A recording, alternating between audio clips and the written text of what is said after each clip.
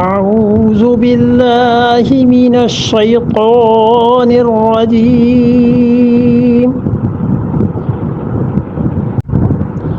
بسم الله الرحمن الرحيم إنما مثل الحياة الدنيا كماء أنزلناه من السماء فاختلط به نبات الأرض مما يأكل الناس والأنعام حتى إذا أخذت الأرض زخرفها وزينت وظن أهلها أنهم قادرون عليها أتاها أمرنا ليلا أو نهارا فجعلناها حصيدا كأن لم يغن بالأمس كذلك نفصل الآيات لقوم يتفكرون.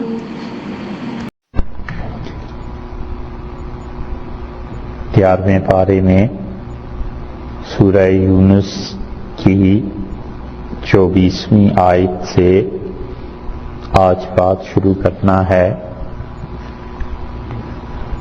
اور اللہ تعالی نے اس آیت کریمہ میں جو بات بیان کی ہے اس کا بڑا گہرا تعلق شرک کے ساتھ بنتا ہے، اور سوچنے کی بات یہ بھی ہے کہ آخر لوگ شرک کیوں کرتے ہیں، اور اس کے برعکس لوگ بالعموم اللہ کی عبادت کیوں کرتے ہیں۔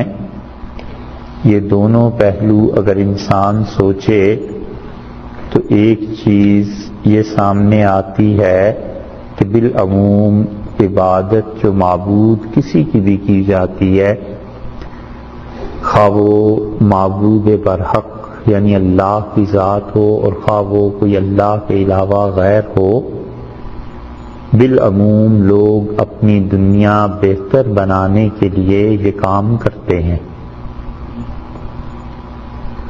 ان کا اعتقاد اور عقیدہ ہوتا ہے کہ ہمارا معبود جب ہم سے راضی اور خوش ہوگا تو وہ ہماری دنیا اچھی کر دے گا، صحت دے گا، برکتیں دے گا، وغیرہ وغیرہ، اور اگر معبود ناراض ہوگا تو پھر اس کے بعد تباہی آ جائے گی۔ اور اس سے بلندتر ہو کر عبادت کرنا یعنی اللہ تعالی کی محبت میں یا اپنے معبود کی محبت میں یہ درجہ کم لوگوں کو نصیب ہوتا ہے، وگرنہ بالعموم عبادت پہلے درجے کی رہ جاتی ہے۔ اور کوئی آدمی بغیر کسی نفع حاصل کرنے کے، اس کی طمع اور لالچ کے، اور بغیر کسی نقصان سے بچنے کے اللہ کی عبادت کرے اور محض اللہ کی عبادت اللہ ہی کے لیے کرے، بہت کم لوگ ایسے ہوتے ہیں، اور خاص اللہ کا فضل اور انعام ان پر ہوتا ہے جو ایسے کرتے ہیں۔ لیکن یہ بھی خیال رکھنا چاہیے کہ جو آدمی نفع کی غرض سے اور نقصان سے بچنے کے لیے بھی اللہ کی عبادت کرتا ہے، وہ کوئی قابل مذمت چیز نہیں، وہ کوئی ایسی چیز نہیں ہے کہ ہم یہ کہیں کہ اس کی عبادت میں کھوٹ آ گیا ہے۔ اللہ تعالی نے انسانوں کی طبیعتیں مختلف بنائی ہیں اور مختلف لوگوں کی رعایت اللہ نے کی ہے، اسی لیے قرآن نے یہ بھی پہلو لیا ہے کہ اس رب کی عبادت کرو جو نفع اور نقصان کا مالک ہے۔ تو اگر یہ وجہ، اس وجہ سے عبادت کرنا مذموم ہوتا، برا ہوتا، تو اللہ آخر اس کو بیان ہی کیوں کرتے؟ تو جب دنیا، اس کا نفع اور اس کے نقصان سے بچنا یہ بات ٹھہری، اللہ تعالی نے بتایا کہ اول تو ان معبودوں کے ہاتھ میں کچھ ہے ہی نہیں، اور کل بتا دیا تھا جو آیات گزری تھی اس میں اللہ تعالی نے کہ یہ ان چیزوں کی عبادت کرتے ہیں جو نہ نفع رکھتے ہیں نہ نقصان رکھتے ہیں۔ پھر اللہ تعالی نے دوسری چیز بتلا دی اور یہ فرمایا کہ جن کی تم عبادت کرتے ہو اللہ کو تو ان کا پتہ ہی نہیں، نہ آسمانوں میں نہ زمین میں، مطلب ان کے وجود ہی نہیں۔ پھر ارشاد فرمایا کہ جہاں تک نفع اور نقصان کا تعلق ہے تم غور کرو، جب تم لوگ سمندر میں طوفان میں گر جاتے ہو پھر کون ہے جو اس وقت تمہیں نکالتا ہے ان موجوں سے، اس خوف سے، اس دہشت سے اور ہلاکت کے خوف سے؟ اور جب اللہ تمہیں نجات دے دیتا ہے تو پھر زمین پہ آ کے تم اللہ کے ساتھ شرک کرنے لگ جاتے ہو، ظلم کرتے ہو۔ اور ایک بات کل رہ گئی تھی، خیال ہی نہیں رہا کہ یہ آیت کریمہ میں ایک قصہ بیان کیا تھا حضرت اکرمہ رضی اللہ عنہ کا، اور رسول اللہ صلی اللہ علیہ وسلم نے ایک خواب دیکھا تھا کہ ابو جہل کو جنت میں۔ تو بات یہ تھی کہ جب اکرمہ رضی اللہ عنہ ایمان لائے ہیں تو وہ ابو جہل کے بیٹے تھے، تب یہ بات کھلی کہ رسول اللہ صلی اللہ علیہ وسلم کی خواب کی تعبیر یہ تھی۔ نبی کریم صلی اللہ علیہ وسلم نے جو خواب دیکھے ہیں بہت سی چیزیں ایسی ہیں جن کی تعبیر وقت کے ساتھ ظاہر ہوئی اور بہت مشکل چیزیں بھی ہیں۔ مثلا صحیح بخاری میں آیا ہے رسول اللہ صلی اللہ علیہ وسلم نے فرمایا، اور سب مسلمان اس حدیث کو جانتے ہیں کہ جب دجال آئے گا تو وہ بیت اللہ میں اور مدینہ منورہ میں داخل نہیں ہو سکے گا۔ متعدد روایات میں یہ آیا ہے، اور دوسری طرف صحیح بخاری میں ہی آیا ہے کہ رسول اللہ صلی اللہ علیہ وسلم نے فرمایا میں نے حضرت عیسیٰ علیہ السلام کو دیکھا اور وہ طواف کر رہے تھے بیت اللہ کا، تو آپ نے فرمایا ایک شخص طواف کر رہا تھا، میں نے غور سے دیکھا تو وہ سیدنا مسیح علیہ السلام تھے، اور آپ نے فرمایا اس کے پیچھے ایک اور بھی طواف کر رہا تھا، وہ دجال تھا جب میں نے اسے دیکھا۔ اب دجال رسول اللہ صلی اللہ علیہ وسلم تو بتا دیا وہ تو بیت اللہ میں داخل نہیں ہو سکے گا، یہ اس کا طواف کیا چیز؟ تو بہت سے محدثین اس طرف گئے کہ یہ دجال کے طواف کا مطلب یہ ہے کہ فریب، دجل اور دھوکہ دینے والے لوگ بہت زیادہ ہو جائیں گے اور طواف کریں گے بیت اللہ کا۔ اور بعض حضرات کا کہنا یہ ہے کہ دجال نے حضرت مسیح علیہ السلام کے آنے سے بھی پہلے کسی زمانے میں کبھی طواف کیا ہوگا، ہمیں کیا معلوم، اور اس چیز کو دکھایا گیا۔ تو صرف اس خواب کو بیان کرنے کا مطلب اتنا سا ہے کہ نبی کریم صلی اللہ علیہ وسلم کے بہت سے خواب ایسے ہیں جن کا سمجھنا دشوار ہے۔ حضرت اکرمہ رضی اللہ عنہ جب ایمان لائے تو چونکہ وہ ابو جہل کے بیٹے تھے اس لیے اس خواب کی تعبیر آ گئی کہ آپ نے ابو جہل کو دیکھا تھا کہ جنت میں ہے، تو گویا کہ اس کا دیکھنا یہی چیز تھی کہ حضرت اکرمہ رضی اللہ عنہ کو اللہ نے جنت کی بشارت دے دی، نبی کریم صلی اللہ علیہ وسلم نے دیکھا۔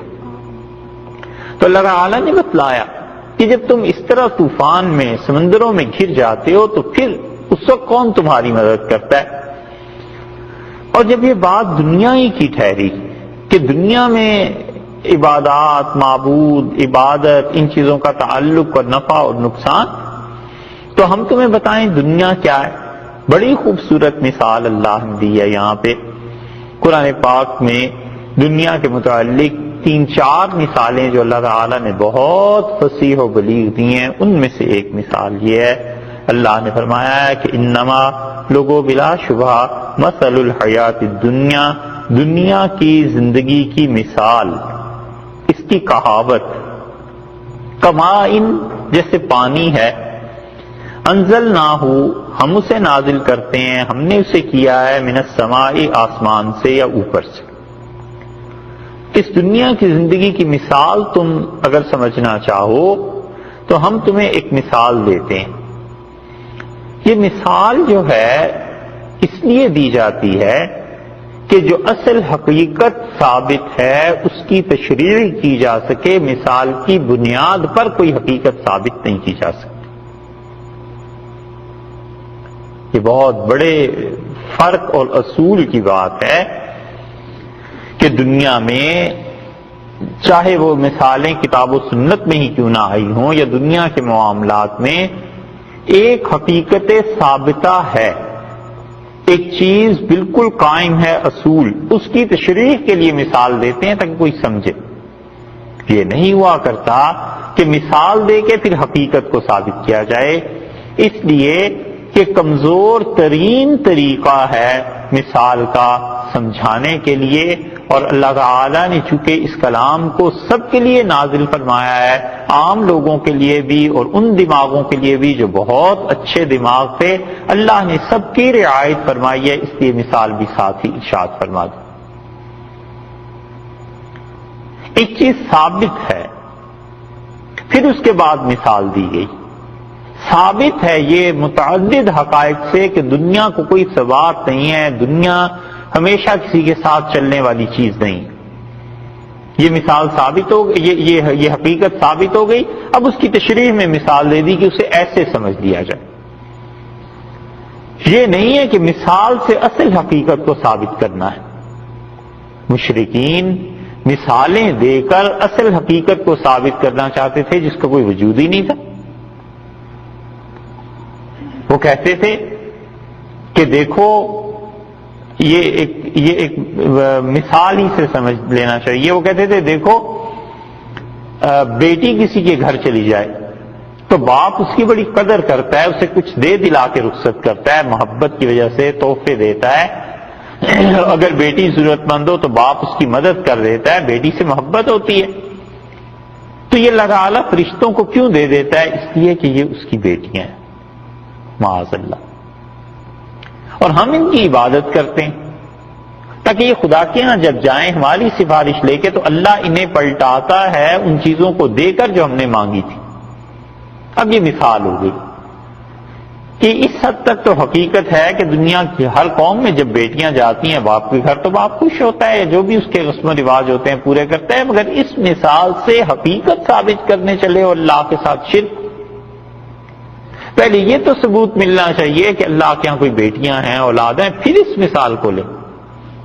مشرکین اور کفار اور گمراہ لوگ مثال کے ذریعے حقیقت کو ثابت کرنا چاہتے ہیں، حالانکہ حقیقت پہلے ثابت ہوتی ہے، مثال تو اس کی تشریح کے لیے ہوتی ہے، اور وہ بھی ان لوگوں کو دی جاتی ہے جو لوگ عام سطح کے پہ سوچنے والے ہوتے ہیں، وگرنہ جو اصل میں عقل، شعور اور دماغ کا اعلیٰ مرتبہ ہوتا ہے وہ حقیقت کو سنتے ہی سمجھ جاتا ہے کہ ہاں اصل بات تو یہی ہے۔ تو اللہ تعالیٰ نے مثال دی لوگوں کو سمجھانے کے لیے، اور فرمایا انما مثل الحیات الدنیا، اس دنیا کی زندگی کی مثال، کہاوت ایسے ہی ہے کما ان انزلناہ من السماء، جیسے کہ پانی سے آسمان کو نازل کیا، پانی کو آسمان سے نازل کیا اوپر سے۔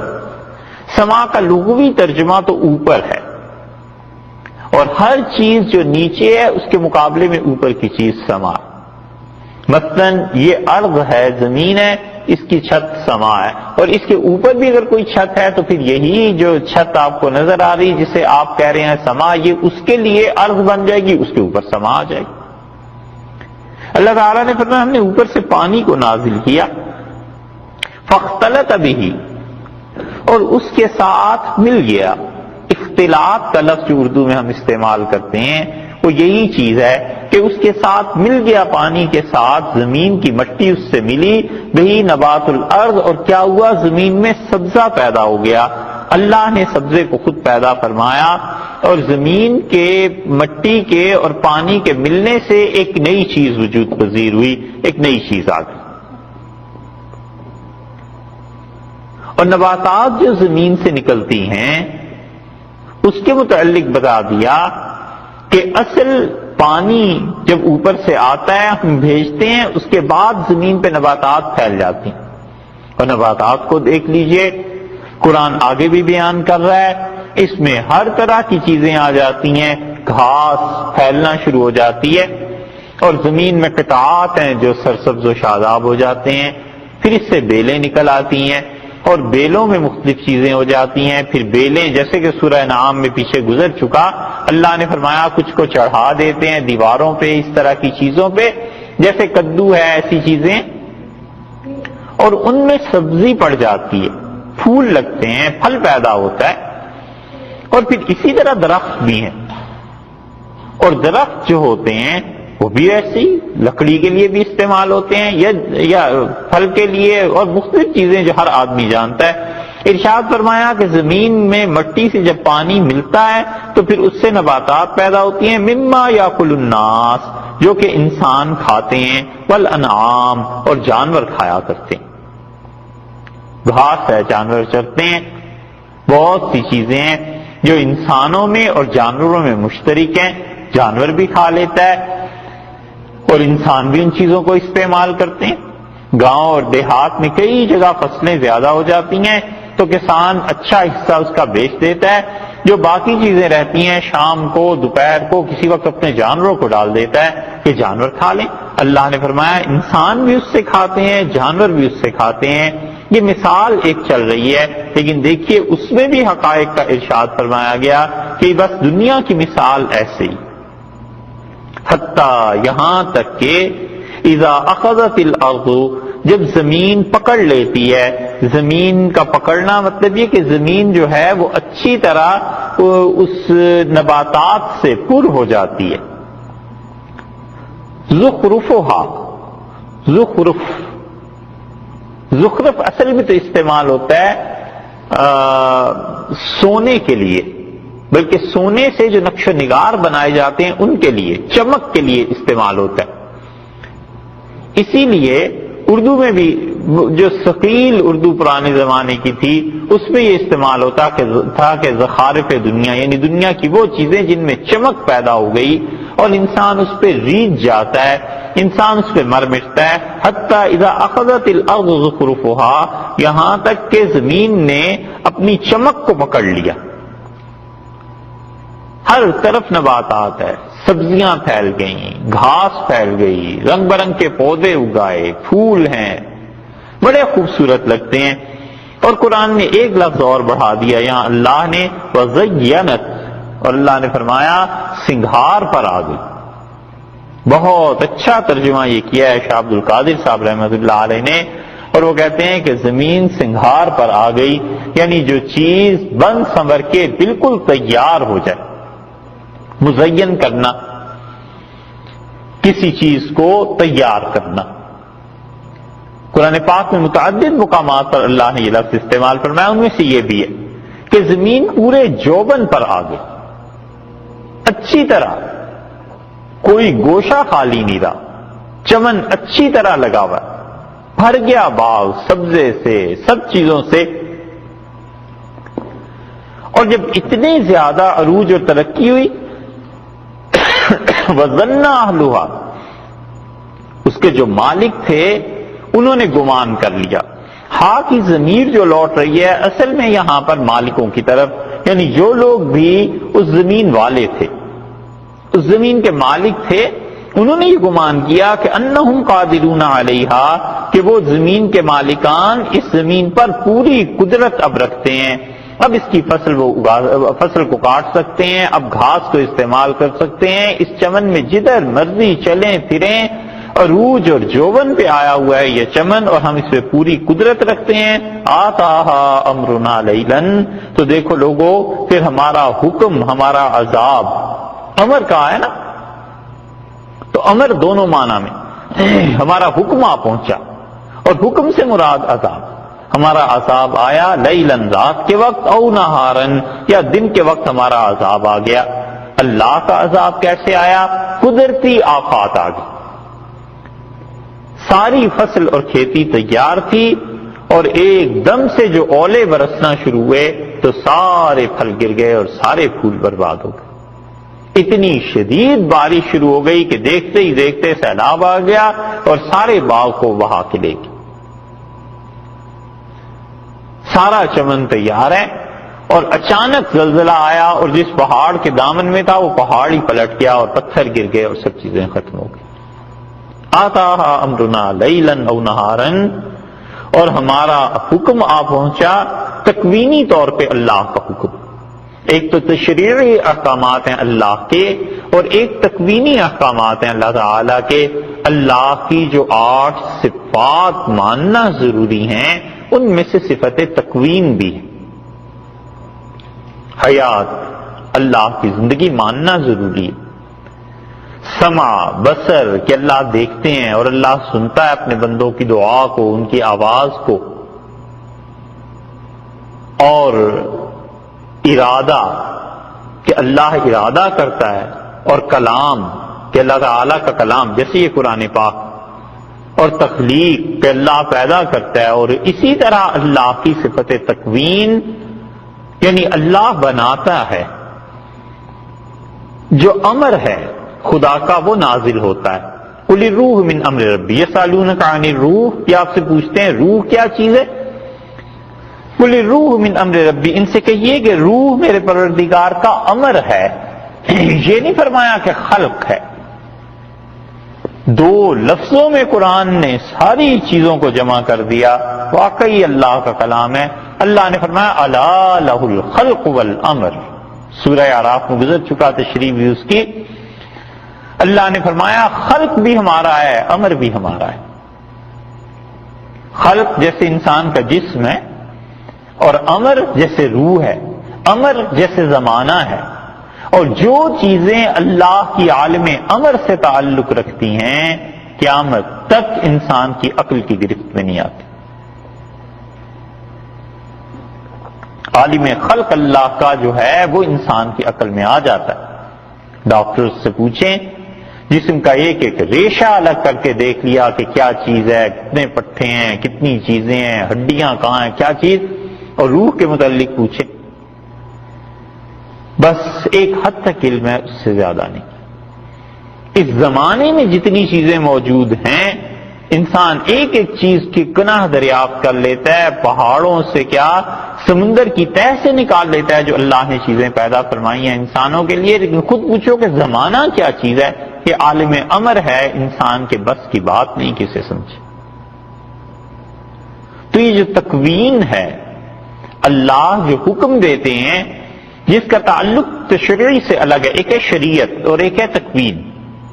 شریعت میں تو یہ کہ نماز پڑھو، روزے رکھو، یہ سارے احکامات شریعت کے ہیں. اور تکوینی امور اللہ کے، اس میں کسی کا دخل نہیں.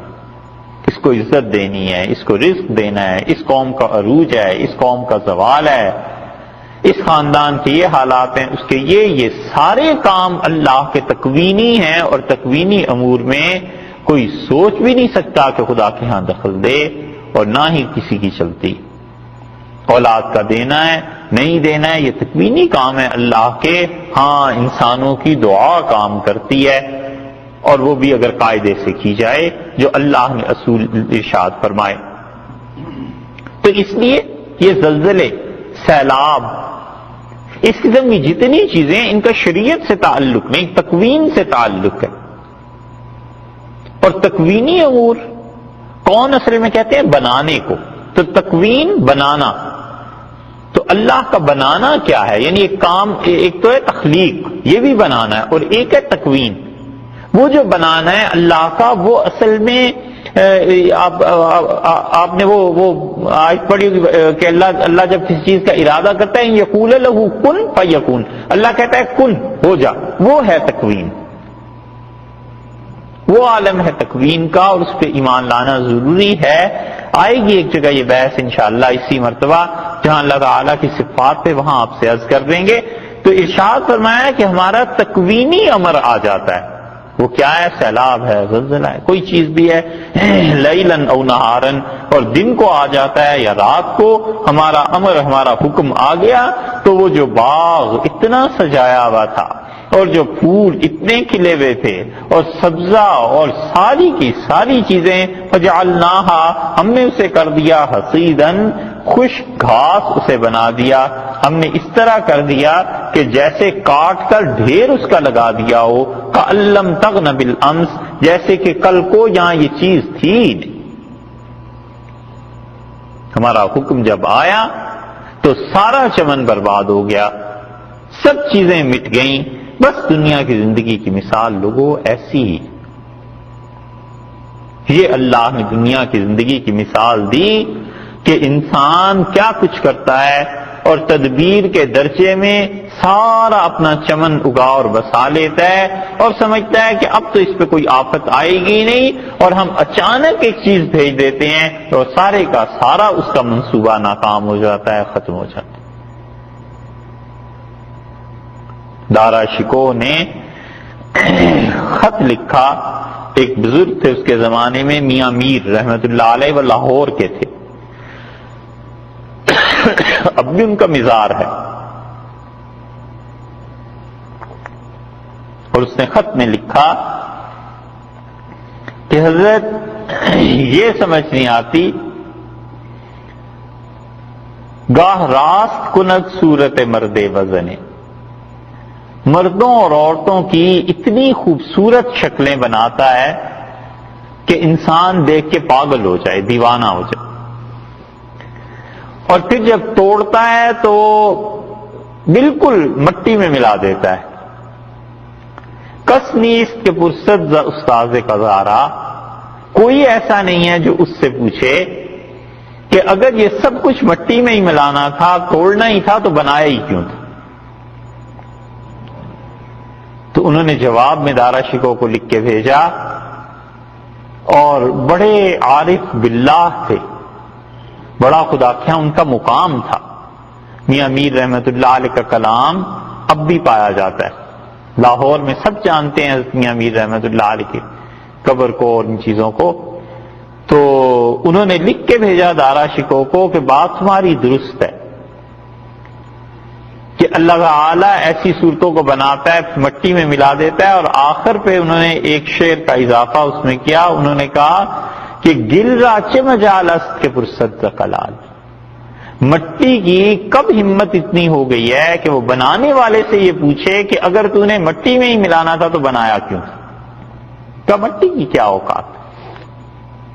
اللہ کے تکوینی امور کے جو فیصلے ہیں وہ انسانوں کی سمجھ سے بہت اوپر ہوتے ہیں، اور کبھی کبھی اپنی زندگی میں انسان کی 20 سال 30 سال 50 سال بعد جا کر سمجھ آتا ہے کہ جس خواہش کے لیے مچل گئے تھے اور رو رو کے برا حال تھا اور خدا سے دعا مانگ مانگ کے تھک گئے، اگر وہ اس دن چیز ہو جاتی تو آج کیا ہوتا.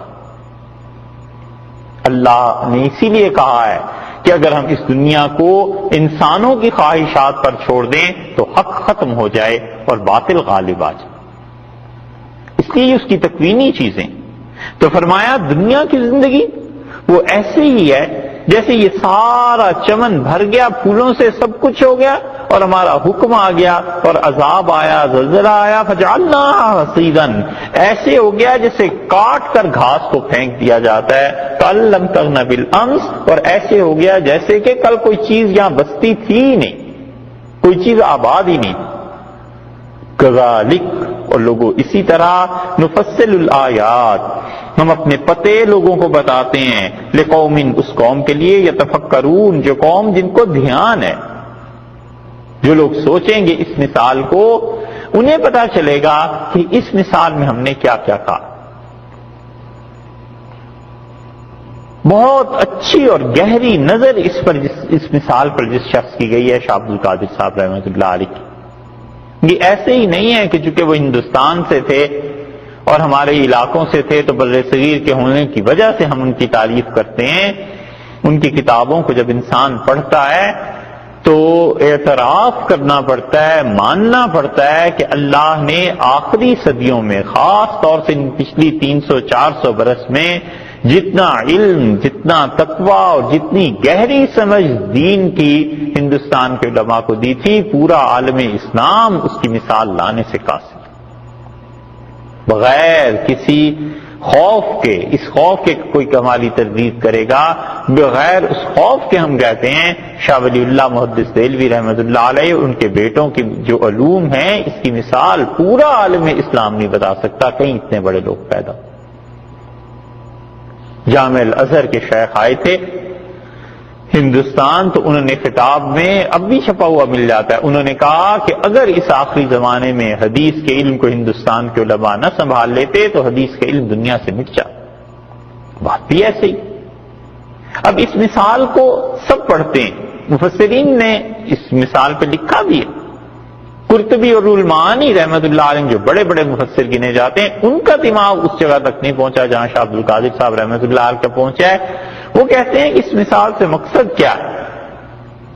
پہلے جو حضرت نے فرمایا اپنی زبان میں کہہ دیتے ہیں، پھر اصل عبارت ان کی سن لیجئے۔ وہ کہتے ہیں کہ اس کا مطلب یہ ہے کہ اللہ نے فرمایا ہے کہ آسمان سے پانی کو نازل کیا تو آسمان سے روح آئی، اور پھر فرمایا کہ مٹی سے مل گئی، تو یہاں پر مٹی سے مل کر یعنی انسان کے جسم سے جو مٹی سے ہی ہے مل کر اس روح نے قوت پکڑی اور انسان کیا ہوا؟ اپنی جوانی میں، اپنے زور اور طاقت میں آ گیا۔ اور پھر اللہ نے فرمایا ہے کہ زمین کے رہنے والے انہیں پورا یقین ہو گیا کہ ہم اس پہ قدرت رکھتے ہیں، تو جو بھی اس کے متعلقین تھے، بھائی تھے، بہنیں تھیں، ماں باپ تھے، انہوں نے کہا بالکل ہمارا بچہ جوان ہو گیا ہے، ساری طاقتیں، ساری صلاحیتیں آ گئی ہیں، اور پھر اچانک اللہ کا امر آیا اور موت آ گئی۔ انہوں نے کہا اور موت کے بعد بس پھر کیا ہوا؟ کل لم تغن بالامس، جیسے کل تک اس دنیا میں کوئی تھا ہی نہیں۔ یہ مثال اللہ نے دی ہے سمجھانے کے لیے۔ اب دیکھیے آپ ان کا دماغ کہاں پہنچا۔ یہ ہے حقیقی معنی میں تفسیر، اور یہ آئے دن کا مشاہدہ ہے کہ بچہ ہے، آنکھوں کے سامنے بڑا ہوتا ہے اور انسان یہ سمجھتا ہے کہ بس اب تو یہ پورے شباب اور جوانی پہ ہے، اور جوانی کا نشہ خود اور طاقت اور ہمت، وہ کہتا ہے میرے ساتھ اگر پہاڑ ٹکرائے تو پہاڑ کو ہم توڑ دیں۔ یہ سب کچھ ہوتی ہیں اور کچھ پتہ نہیں چلتا، اور چند لمحوں میں دل کا دورہ پڑا، پیٹ کا درد ہوا، یہ ہو گیا، کینسر ہو گیا، فلاں مرض نکل آیا، اور اللہ نے فرمایا آتا امرنا لیلا او نہارا، رات کو اور کبھی دن کو ہمارا حکم آ پہنچا، فجعلناها حصیدا، ہم نے ایسے کر دیا جسے گھاس کاٹ کر پھینک دیا جاتا ہے، کل لم تغن بالامس، جیسے کہ یہ لوگ کل تک بستے ہی نہیں تھے اس دنیا۔ بس یہ ہے تمہاری دنیا کی زندگی، جس کی وجہ سے تم اللہ کو چھوڑتے ہو اور شرک کرتے۔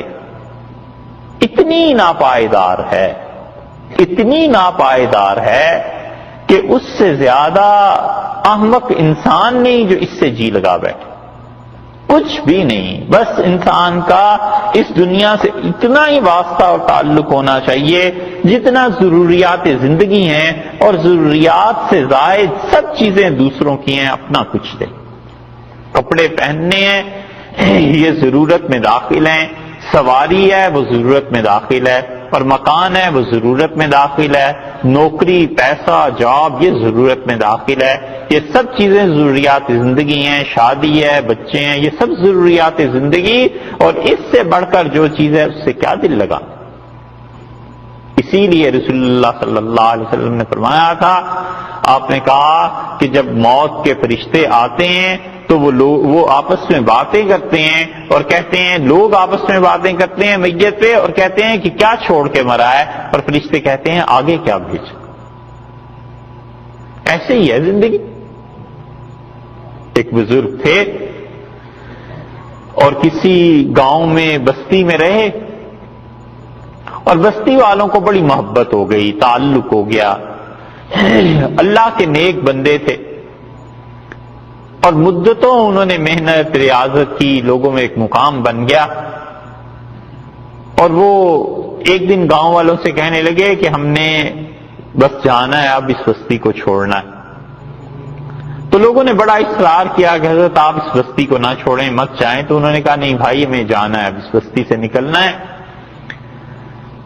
گاؤں والے چھوڑنے جب آئے باہر تو کسی نے کہا حضرت کوئی پتہ بتا جائیں، آپ سے ملنا ہو تو کہاں ملیں گے؟ انہوں نے کہا جھوٹوں کے محلے میں آ جانا، وہیں ملاقات ہو جائے۔ لوگوں نے کہا جھوٹوں کا محلہ کہاں ہے؟ انہوں نے کہا میاں بس ادھر کو ہم جا رہے ہیں، ادھر ہی تم چلے جانا، آگے چل کے ایک جگہ جھوٹوں کا محلہ آ جائے گا، اس میں ہم مل لیں گے۔ چلے گئے، اور کہتے ہیں کسی کو بڑی یاد ستائی ان کی، کوئی بڑا مرید باصفا تھا ان کا، اس نے کہا حضرت کو دیکھے ہوئے مدت ہو گئی، اور وہ جانے لگا گاؤں سے، تو گاؤں والے ملے، انہوں نے کہا سب نے ہمارا بھی سلام کہنا، ہمارے لیے بھی دعا کا کہنا، یہ وہ. تو وہ آدمی چلا گیا. چلتے چلتے کہتے ہیں آگے اسے ایک بستی نظر آئی اور لوگوں سے جا کے پوچھنے لگا کہ جھوٹوں کا محلہ کہاں ہے. تو جس سے ملتا تھا وہ ہنستا تھا، کہتا تھا جھوٹے بھی بلا کبھی ایک جگہ رہتے ہیں. وہ کہتا بھائی ہمارے یہاں ایک بزرگ تھے، کہہ گئے تھے جھوٹوں کے محلے میں جا رہا ہوں، تو جھوٹوں کا محلہ بتاؤ. تو آخر تنگ آ گئے لوگ، انہوں نے کہا میاں دنیا میں جھوٹوں کا کوئی محلہ نہیں ہوتا، جاؤ اپنا کام کرو. تو شام کو تھک ہار کے کہتے ہیں کہ وہ قبرستان کے قریب سے گزرا تو ٹیک لگا کے بیٹھ گیا درخت کے ساتھ، جو کھانا باندھا ہوا تھا کھانا شروع کیا. اس نے کہا یا اللہ، حضرت تو بڑے سچے تھے، فرماتے تھے جھوٹوں کے محلے میں جا رہا ہوں، اب کہاں ڈھونڈوں. تو قبرستان میں دیکھنے لگا ادھر ادھر، نگاہ جو پڑی تو ایک کٹیا میں کوئی دیا جل رہا تھا. سوچا یہاں جا کے پوچھوں، دیکھا تو آگے وہی بزرگ بیٹھے ہوئے تھے. بڑے خوش ہوئے مل کے. اس کا حضرت آپ کو تو ڈھونڈ ڈھونڈ کے پاؤں میں آبلے پڑ گئے اور بھوک نے برا حال کر دیا، اور آپ کہتے تھے جھوٹوں کے محلے میں. جس سے پوچھتا ہوں ہر کوئی ہنستا ہے، کہتا ہے جھوٹوں کا محلہ کہاں ہوتا ہے بھائی، یہ تو عجیب پتہ پوچھتے ہو. تو بزرگ باہر نکلے اور انہوں نے کہا یہ فرعون کی ایک قبر ہے، یہ شداد ہے، یہ دیکھ لو یہ قارون ہے، اور یہ سارے کے سارے دنیا میں یہی کہتے تھے ہمارا مال، ہماری عزت، ہمارا عہدہ، ہم یہ کر دیں گے، ہم وہ کر دیں گے، اور اب ایسے مرے پڑے ہیں کہ کوئی کچھ نہیں کر سکا اور سب مر گئے. یہ جھوٹے نہیں ہیں تو اور کون تھا؟ ان کا یہی جھوٹوں کا محلہ ہے بھائی، بس یہیں آیا تھا. یہی چیز ہے انسانوں کے ساتھ کہ جب تک انسان کو اللہ کی معرفت نہیں نصیب ہوتی، بڑے بلند و بالا دعوے کرتا ہے، کیا کیا چیزیں، ظلم، کیا باتیں اپنی ذات میں کہاں تک پہنچتی ہے. اور آتا امرنا لیلا او نہارا، ہمارا حکم آ جاتا ہے دن کو رات کو، فجعلنا حصیدا کأن لم تغن بالامس، اور ہم ایسے کر دیتے ہیں گھاس جیسے کاٹ کر پھینک دیا جاتا ہے کہ کل تک تو یہ کوئی تھا ہی. اللہ ایک بندش اس کائنات کی ڈھیلی کر دے اور خدا اس زمین جو اپنے آربٹ میں گھوم رہی ہے، یا جو کچھ بھی ہے، سائنس یہی بتاتی ہے نا، یہ سورج کو سمجھ لو، جس کو بھی سائنس کہتی ہے، خدا ایک اس بندش کو کھول دے اور یہ زمین جا کر سورج سے ٹکرائے، اور چند گھنٹوں کے بعد اس کائنات میں جاننے والا بھی کوئی نہ ہو کہ اس دنیا میں کوئی امریکہ، آسٹریلیا، ہندوستان، ایشیا، پاکستان کوئی چیز تھی بھی یا نہیں. کیا رہ جائے؟ کچھ بھی نہیں. اور اللہ کے لیے یہ چیزیں کیا مشکل.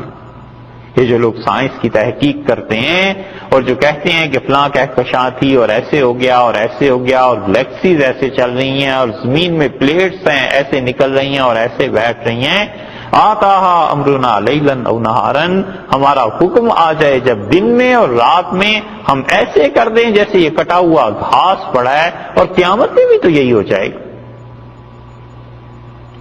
اور 100 باتوں کی ایک بات، جب اپنے جی سے آدمی گزر گیا، جب اپنا دم نکل گیا، تو اس کے بعد پوری دنیا چاہے بسے اور چاہے وہ برباد ہو، آدمی کا اپنا حال تو گیا نا. اس لیے کیا دل لگائے دنیا سے. یہ تماشے کی جگہ ہی نہیں، عبرت کی جگہ ہے. حسن بصری رحمت اللہ علیہ سے کسی نے پوچھا، جب ایک جنازے میں جا رہے تھے تو اس نے پوچھا حضرت یہ کس کا جنازہ ہے؟ تو کہنے لگے تیرا جنازہ. سے بڑا غصہ آیا. اس نے کہا حضرت میرا جنازہ کیوں ہونے لگا؟ کہنے کے بھائی معاف کرنا میرا جنازہ ہے. اس نے کہا حضرت آپ کا کیسے جنازہ؟ انہوں نے کہا فضول باتیں پوچھتے ہو، کل کو تیرا بھی جنازہ ایسے ہی لے جائیں گے اور میرا بھی جنازہ، اور پوچھنے والے پھر پوچھیں گے کہ کس کا جنازہ ہے. ایسے ہی ہوتا ہے دنیا. اللہ نے بتایا ہے کہ جو شرک کرتے ہیں اس دنیا کے نفع کو کمانے کی خاطر، انہیں خود پتہ نہیں ہے کہ یہ دنیا خود تباہ ہونے والی چیز ہے. اس نے کس سے جی لگایا اور کس کا تعلق اس کے ساتھ رہا ہے. اب دنیا کو جو مثال دی ہے، اللہ نے فرمایا ہم اپنے پتے بیان کرتے ہیں لقوم یتفکرون، ان لوگوں کے لیے جو فکر سے کام لیں، جو سوچیں. اس لیے سوچنا بہت بڑی عبادات میں سے ہے، اور سوچنا ایک مستقل عمل ہے، پروسیس ہے جسے کرنا چاہیے. اسی لیے بار بار قرآن کہتا ہے اس چیز پر غور کرو، اس چیز پر سوچو، اس چیز پر غور کرو۔ اور ہوتا کیا ہے، کیونکہ سوچنے کی پریکٹس نہیں نہ ہوتی، اس لیے 10 منٹ یہ سوچا کہ مسجد میں کیا کام کرنا ہے، پھر 11ویں منٹ میں گھر پہنچ گئے، پھر 13ویں منٹ میں جاب پہ پہنچ گئے، پھر 15واں منٹ آیا تو پھر مسجد آ گئے۔ ایک ہی موضوع پر جم کے سوچنا کہ میں نے کیا کام کرنا ہے، یہ ہوتا نہیں بالعموم، اور نتیجہ یہ نکلتا ہے کہ دماغ وہ ایک کباڑ خانہ بن جاتا ہے، دماغ نہیں رہتا۔ اس کباڑ خانے میں دنیا جہان کی چیزیں ہیں، اور جب وہ دیکھنے لگتا ہے، ڈھونڈنے لگتا ہے، تو کیا کیا چیزیں پھر سامنے آتی ہیں، اچھا یہ بھی سوچا تھا، یہ بھی سوچا تھا، یہ بھی، اور اس کا اثر یہ پڑتا ہے کہ روح ان خیالات کو، پراگندہ خیالات کو لے لیتی ہے، اور پھر خواب بھی ایسے ہی دیکھتا ہے۔ حالانکہ اگر سوچنا سیکھا ہوتا یا کسی نے سکھایا ہوتا کہ کیا چیز سوچنے کی ہے اور کیا چیز سوچنے کی نہیں ہے، تو یہ فکر کی ایک قوت تھی، اور اس فکر کی قوت کو جب وہ عمل میں لاتا ہے تو دنیا تبدیل ہو جاتی۔ ایک مسئلہ ہے دنیا کا، کوئی مسئلہ لے لیں، مثلا کشمیر کا مسئلہ، اس کو ایک آدمی سوچتا ہے، بیٹھ کے پڑھتا ہے، 10 سال 5 سال 7 سال بعد اس سے پوچھیں اس مسئلے پہ دنیا بھر میں سب سے زیادہ معلومات اس کے پاس ہوگی، کہ اٹھتے بیٹھتے اس کا حال یہی بن جاتا ہے کہ مجھے اسی مسئلے پہ سوچنا ہے، اسی کام کو کرنا ہے۔ اور جب مسلسل روح کی توجہ سوچنے کی طرف رہتی ہے تو اللہ بھی اس کی مدد کرتا ہے، بشرطے کہ اللہ پہ اس کا ایمان ہو، اور قدرت اس کے لیے نئی نئی راہیں کھول دیتی۔ اور جب سوچ سے آ رہی ہو کہ جس چیز کو دیکھا اسی کو سوچنے لگ گئے، کسی چیز پہ نگاہ پڑی تو اس میں ڈوب گئے، تو ایسے انسان تعمیری سوچ نہیں رکھتے۔ اور یہی وہ چیز ہے جو صوفیہ اپنے ہاں مراقبات میں سکھایا کرتے تھے، اور وہ کہتے تھے کہ مراقبہ کرو اس چیز کا۔ مراقبے کا مطلب کیا تھا؟ مطلب یہ کہ کوئی بھی سبق وہ جو دیتے تھے، کہتے تھے خاص طور پہ اس چیز پہ سوچو، اور اس چیز پہ جب آدمی سوچتا تھا تو پھر اس کے لیے اسی میدان کی راہیں اللہ کھول دیتا تھا، اور پتہ چل جاتا تھا کہ آگے معاملہ کیا۔ یہ تھی پریکٹس۔ آدمی اس بات کو سوچے کہ دنیا کی بے ثباتی، دنیا کا قائم نہ رہنا، اور اللہ کے ساتھ تعلق اصل چیز ہے، اور معرفت اللہ کی اصل ہے، تو یہ دنیا ساری اسے اسباب کے درجے میں نظر آئے گی کہ اس منزل سے گزر کر آگے پہنچنا ہے، اور یہ ساری کی ساری دنیا محض ایک راستہ ہے، اور اگر راستے کی بھول بھلائیوں میں کھو گیا تو منزل میں پہنچنے پہ تاخیر ہو جائے گی۔ اللہ نے فرمایا لقوم یتفکرون، بڑے پتے ہیں ان لوگوں کے لیے جو قوم سوچتی ہے، اللہ کا پتہ ملتا ہے۔ اس لیے سوچ ایک مستقل عمل ہے جس سے غفلت ہو جاتی ہے، اور نتیجہ یہ کہ انسان اپنی زندگی کی پلاننگ نہیں کر سکتا، اپنا محلہ، اپنی قوم اور اپنی ذمہ داریوں تو بہت دور کی بات ہے۔ یہ سب سے بری چیز یہی سوچ، اور اسی لیے صوفیہ کہتے تھے، اور وہ اب بھی کہتے ہیں کہ حدیث نفس سے بچو، اپنے نفس کے ساتھ باتیں کرنے سے بچو۔ دماغ جب اپنے جی کے ساتھ باتیں کرنے لگتا ہے تو جی میں تو پہلے ہی شرارت ہوتی ہے نا، پھر دماغ اس کا عادی ہوتا جاتا ہے، اور نتیجہ یہ نکلتا ہے کہ اخلاقی اعتبار سے، روحانی اعتبار سے شخصیت ڈیمیج ہو جاتی ہے، ختم ہو جاتی ہے۔ اللہ نے فرمایا ہے سوچو، غور کرو اس پہ کہ کس طرح لوگ جب سمجھتے ہیں کہ میں پوری قدرت حاصل ہو گئی، اللہ کا ایک حکم آتا ہے اور وہ ساری قدرت اس کی عدم قدرت میں ذوف میں تبدیل ہو جاتی ہے۔ جب تم نے دنیا کا یہ حال دیکھ لیا